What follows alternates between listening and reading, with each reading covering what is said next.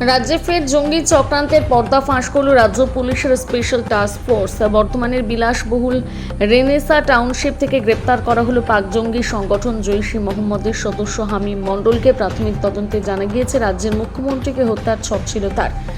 নিজেকে তথ্য প্রযুক্তি কর্মী হিসেবে পরিচয় দিয়ে রেনেসা টাউনশিপে ঘর ভাড়া নিয়ে গা ঢাকা দিয়ে 23 বছর বয়সী হামিম। সূত্র মারফত জানা যায়, জঙ্গি হামিম রেনেসা টাউনশিপে যে ফ্ল্যাটে ভাড়া থাকতেন সেই ফ্ল্যাটের মালিক নিজে সেখানে থাকতেন না। হামিম মূলত সাজ্জাদ ভাট্টি গ্যাংয়ের সক্রিয় সদস্য।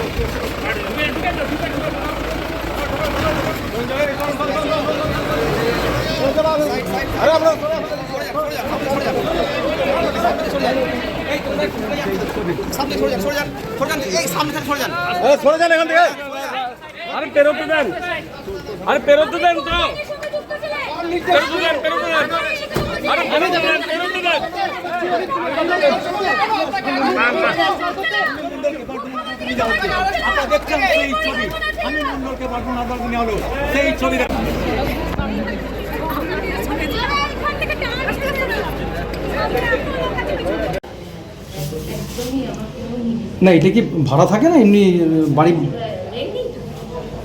আপনার নিজের বাড়ি? আপনি কতদিন ধরে আছেন এখানে মোটামুটি? 10 বছর। আর এটা কি মালিক থাকতো না সবসময় ভাড়া থাকতো? এটা সবসময় রেন্টেই আমি দেখেছি।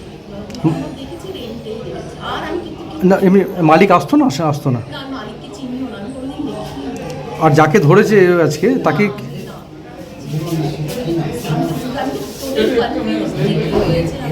তা আপনাদের তো একটু ভয় তো লাগছে নাকি যে এরকম? চুপ করো না।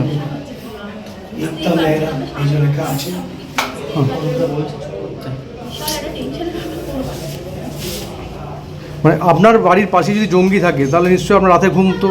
আমি তো অবাক, মানে আমি সত্যি ভীষণ অবাক হয়ে গেছি যে ব্যাপারটা এরকম এতদূর ঘটেছে, এটা তো ভাবাই যায় না। কি নাম আপনার ম্যাডাম? কি বললেন আর বলুন। আচ্ছা, থ্যাংক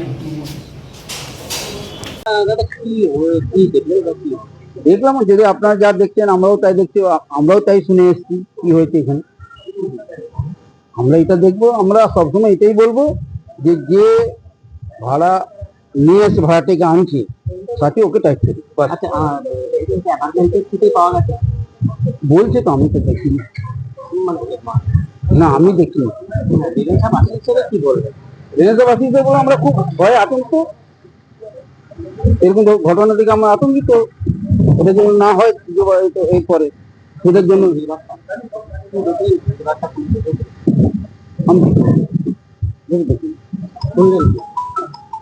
যেটা শুনলাম আপনাকে বললাম। কি নাম আপনার? মাধব খাঁড়া।